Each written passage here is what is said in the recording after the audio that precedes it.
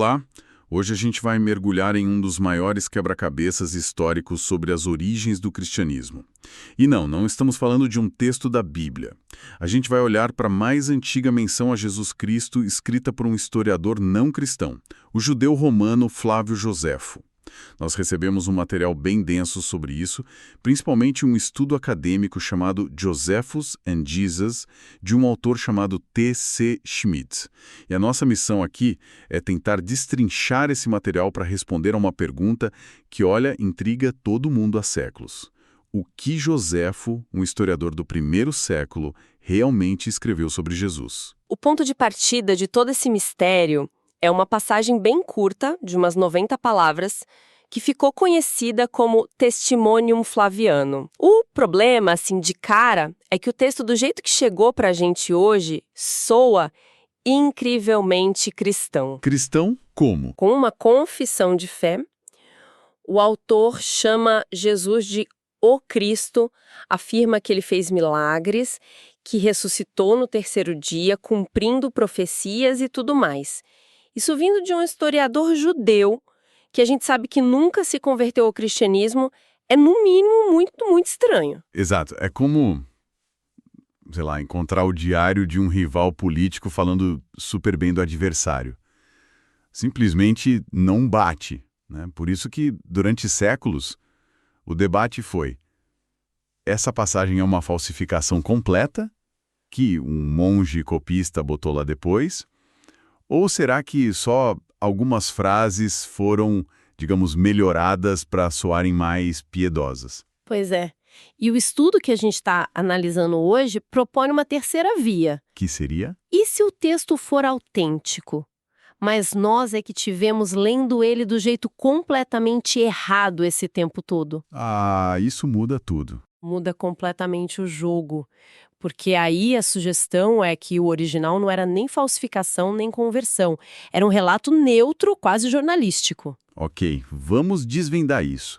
Para todo mundo acompanhar, eu vou ler a versão tradicional do testemunho. Aqui causa toda essa polêmica. Diz assim, ó: Por essa época havia Jesus, um homem sábio, se é que se pode chamá-lo de homem, pois ele era um realizador de feitos incríveis, um mestre de pessoas que recebem a verdade com prazer. Ele atraiu para si muitos judeus e muitos gentios. Ele era o Cristo. E quando Pilatos, por sugestão dos principais homens entre nós, o condenou à cruz, aqueles que o amaram desde o início não o abandonaram, pois ele lhes apareceu vivo novamente no terceiro dia, como os profetas divinos haviam predito. E a tribo de cristãos, assim chamada por causa dele, não desapareceu até hoje. Não precisa ser um grande especialista para ver que tem umas partes aí que soam bem cristãs, né? Bem cristãs é pouco. Parece um trecho do credo. Sem dúvida. A frase "ele era o Cristo" é praticamente uma declaração de fé. E a parte da ressurreição, ele lhes apareceu vivo novamente no terceiro dia, como os profetas divinos haviam predito. Isso não é linguagem de historiador. É linguagem de sermão. Exatamente. Esses são os pontos que sempre levantaram suspeita. E o mais interessante é que essa suspeita não é de hoje, não é moderna.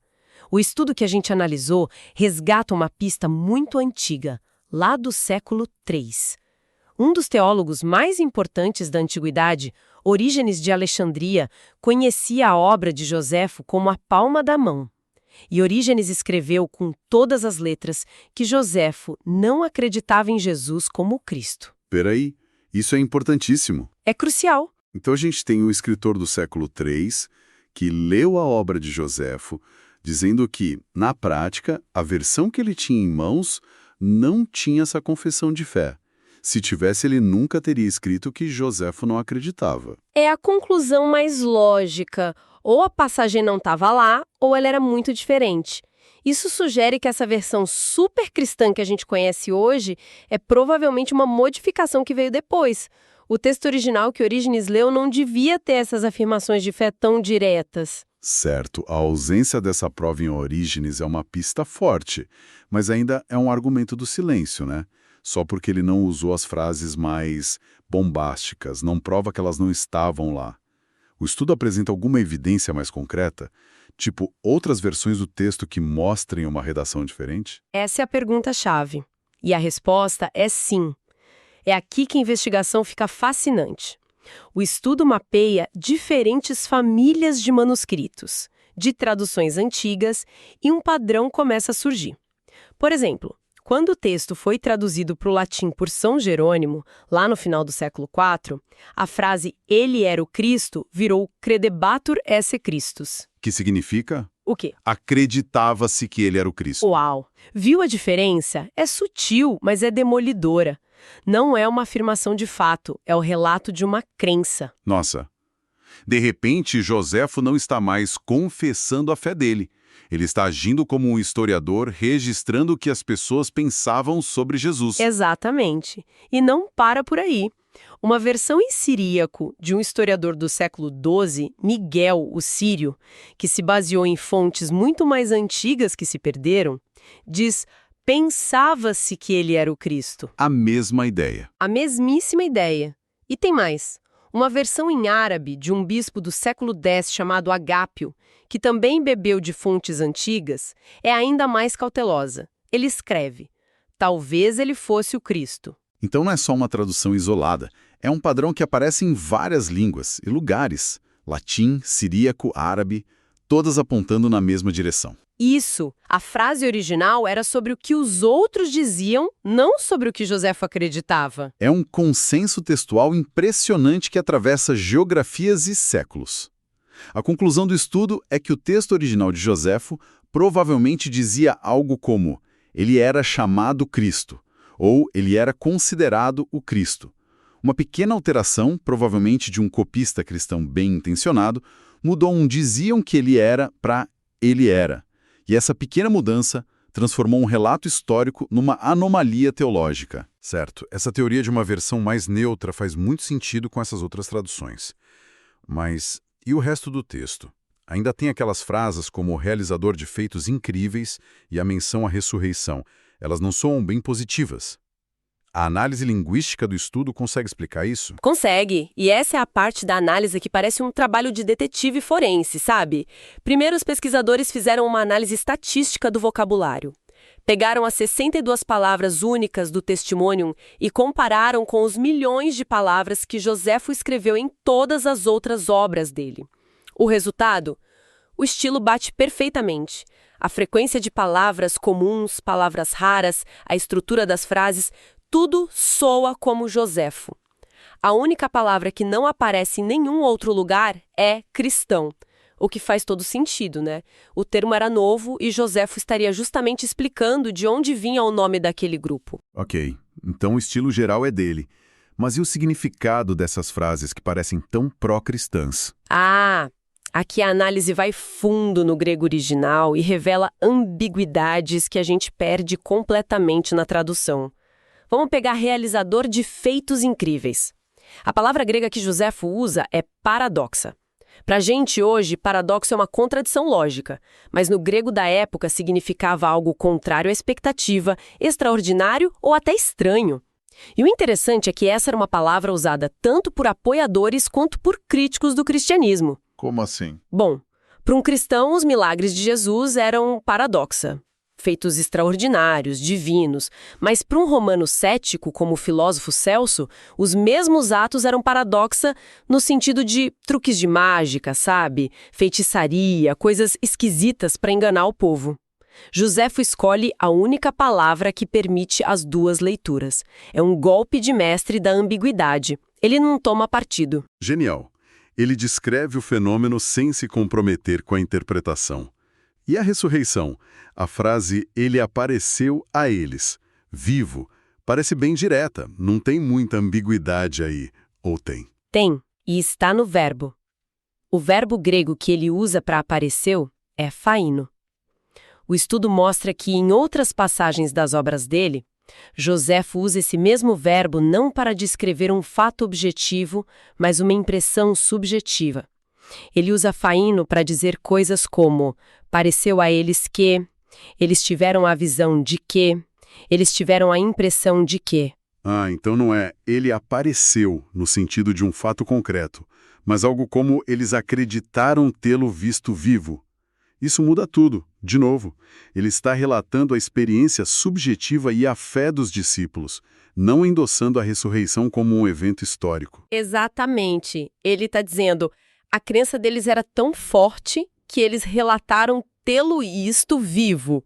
É um relato sobre a fé do grupo, não sobre o evento em si. Juntando todas as peças, as traduções antigas, a imagem que surge é de um Joséfo historiador, não um Joséfo convertido. Ele está descrevendo o surgimento desse novo movimento do ponto de vista de um observador externo, mas bem informado. E essa parte do bem informado me chama atenção. Uma frase que eu li na citação e que o estudo destaca muito é quando o Joséfo diz que a condenação de Jesus foi feita por sugestão dos principais homens entre nós.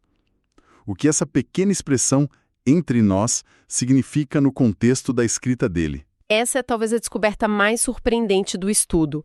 Os pesquisadores analisaram todas as outras 51 vezes que Joséfo usa essa exata expressão em grego, parhemen, em toda a sua obra. E eles descobriram um padrão rígido, sem nenhuma exceção. Que seria? Joséfo usa entre nós exclusivamente para falar de pessoas, lugares, leis ou costumes dos quais ele tinha conhecimento direto, pessoal. Ou porque ele mesmo testemunhou, ou porque ouviu de uma fonte primária alguém que estava lá. Ele nunca usa essa expressão para falar de algo que ele leu num livro ou ouviu como um boato distante. Espere um pouco. Se ele segue essa regra, ao dizer que os principais homens entre nós acusaram Jesus, ele está implicitamente afirmando ter conhecimento pessoal sobre os acusadores. Mas isso parece um salto gigantesco. O julgamento de Jesus foi por volta do ano 30. Joséfo nasceu em 37. Ele nem tinha nascido. Como o estudo justifica essa conexão? É uma objeção excelente. E a resposta está na rede de contatos de Joséfo. Ele não era um cidadão comum, sabe? O estudo descreve ele como um insider. Primeiro, ele nasceu numa das mais importantes famílias de sacerdotes de Jerusalém. Desde jovem, ele circulava entre os principais homens e sumos sacerdotes da cidade. Era o meio dele. Entendi. Então Joséfo não era um historiador distante, pesquisando em arquivos décadas depois. Ele estava no centro do poder. É como um historiador hoje escrevendo sobre uma decisão política e descobrindo que ele frequentava o mesmo clube que as pessoas que tomaram a decisão. A proximidade era real. Exatamente essa analogia. E fica ainda mais específico. Joséfo era amigo íntimo e conselheiro do rei Agripa II e da irmã dele, Berenice. Eles eram da dinastia herodiana. O tio-avô deles era Herodes Antipas, a mesma figura que, segundo o Evangelho de Lucas, interrogou Jesus pessoalmente no dia da crucificação. As histórias de família circulavam ali. As conexões são impressionantes. E tem mais. Joséfo conhecia pessoalmente Simão, filho de Gamaliel, que era o líder do Sinédrio, a Suprema Corte Judaica nos anos 60. O pai de Simão, o famoso Rabino Gamaliel, era um dos membros mais influentes desse mesmo Sinédrio na época do julgamento de Jesus. Ele tinha acesso a todas as fontes, a todos os círculos de poder que estiveram envolvidos. Mas a conexão mais forte, que o livro chama de A Prova Cabal, é com um homem chamado Anano II, que Joséfo conhecia bem. E a genealogia aqui é crucial. Anano II era filho do sumo sacerdote Anás e cunhado do sumo sacerdote Caifás. Anás e Caifás são exatamente os dois líderes que, segundo os evangelhos, presidiram o julgamento de Jesus. Uau! Então ele conhecia o filho e o genro dos dois juízes principais do caso? E aqui vem o detalhe final, que amarra tudo. O estudo argumenta que, pelas leis e costumes da Páscoa judaica, todos os filhos homens tinham a obrigação de celebrar a ceia na casa do patriarca da família. O Evangelho de João diz que o primeiro interrogatório de Jesus aconteceu na casa de Anás, na noite da Páscoa. Se isso estiver correto, Anano II, como filho de Anás, muito provavelmente estava presente naquela casa, naquela noite, quando Jesus foi levado para lá. Ele teria sido uma testemunha ocular ou pelo menos auricular dos eventos. E décadas depois, ele fazia parte do círculo social de Joséfo. vamos juntar as peças. O quebra-cabeça parece se resolver. O testemunho flaviano não é nem uma falsificação grosseira, nem uma conversão secreta de Joséfo. É, muito provavelmente, um texto autêntico, mas que foi sutilmente alterado e, mais importante, consistentemente mal interpretado. O original não era uma confissão de fé, mas sim um relato neutro, talvez até um pouco cético, de um historiador com fontes inacreditavelmente boas. Exato. Ele não está endossando as crenças cristãs. Ele está relatando o que os seguidores de Jesus acreditavam. Que ele era o Messias, que ele ressuscitou. E o valor histórico de um texto lido dessa forma é imenso. De uma perspectiva não cristã, há apenas uns 60 anos dos eventos, Joséfo corrobora pontos centrais da narrativa dos evangelhos. Ele confirma que Jesus existiu, foi um mestre, realizou obras notáveis, foi crucificado sobre Pôncio Pilatos por instigação de líderes judeus e, o que é crucial, que a crença na sua ressurreição ao terceiro dia foi a faísca que deu início a tudo. Não foi uma lenda que se desenvolveu com o tempo, foi a crença fundadora desde o primeiríssimo momento.